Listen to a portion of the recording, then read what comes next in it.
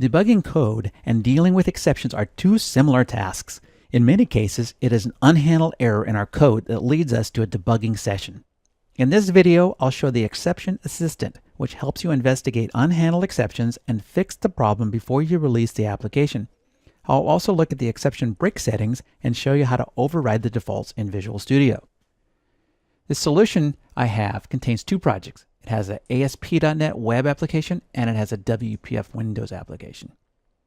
Both of them have code that will cause an exception. I do not have any error handling code in my application, so that will lead to an unhandled exception. On line 33, I'm instantiating a variable of type list of string. Then on line 34, I'm adding a string, which is the name of the book.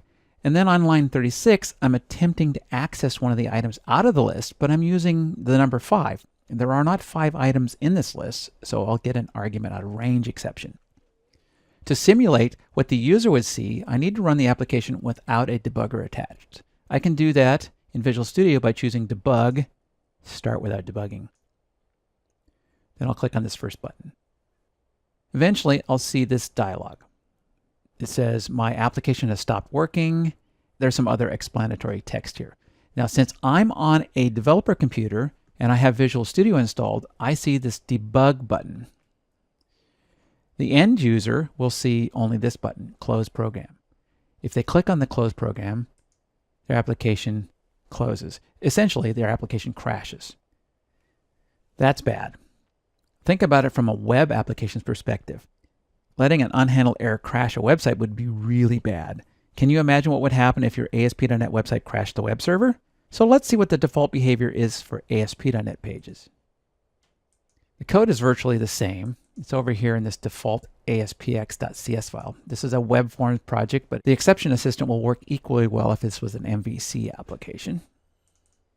The code over here in this ASPX web form is exactly the same as the code I just showed you in the WPF application.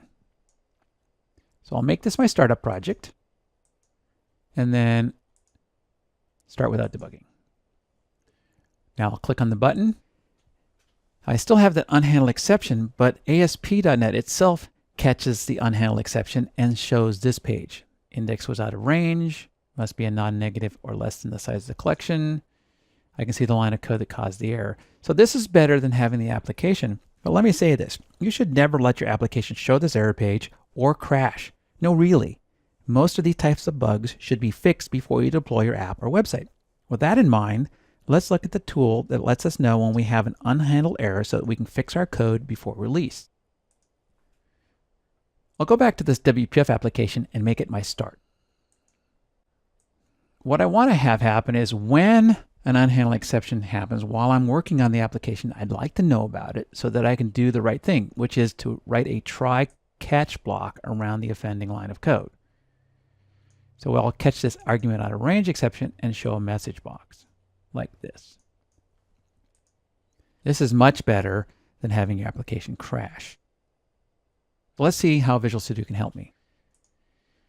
I'll open the debug menu and choose Start Debugging. Now I have the debugger attached. Close this window so I don't see that diagnostics window in the background. And I'll click on this Exception and Array button again.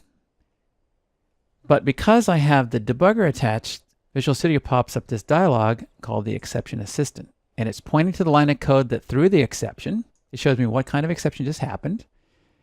It's the argument out of range exception. And I have a lot of other information down here that I can look at to learn more about what's going wrong and maybe figure out how to either fix the bug so I don't get an exception at all, or remember that I need to add a try-catch block around this section of code. So some of the information I can get from the Exception Assistants are troubleshooting tips. I can look online for more help. I can come down here and choose this View Detail, which gives me this information. And inside the exception class, which is filled with the information about this error, I can get the type of exception, I can get the help link, I can see what's called an H result, which is from unmanaged code, I can see the message, I can see where the source came from. It came from MS Core Lib, and I can see information about where it was thrown. But the important thing here is that we are now looking at our code and trying to decide if there's something I can fix in this, or if not, to put a catch block around this. So I'll close this dialog and stop, and I would then fix my problem. Now let's say that I have fixed my problem, and at some point I decide that this exception, this argument out of range exception, or one of our own custom exceptions, is so important that I need to know about it even though I've got a try block around that code. It's really important for me to know that that exception is still being thrown. So what I can do is go to my debug menu and open up this thing called the exception settings. Then I'll look for the argument out of range exception and put a check mark here. That means that even though I have this try block and this catch block, I'd still like to have that exception assistant pop up and show me when that exception is thrown. Like this. Now you notice the color is a little bit different. It's green this time instead of yellow. And you see this check mark here? Break when this exception type is thrown. That was available on the last time the exception assistant popped up, but I didn't talk about it. This is how you can also toggle on and off that switch. This is the same as going to the debug menu and going to exception settings and changing the value there.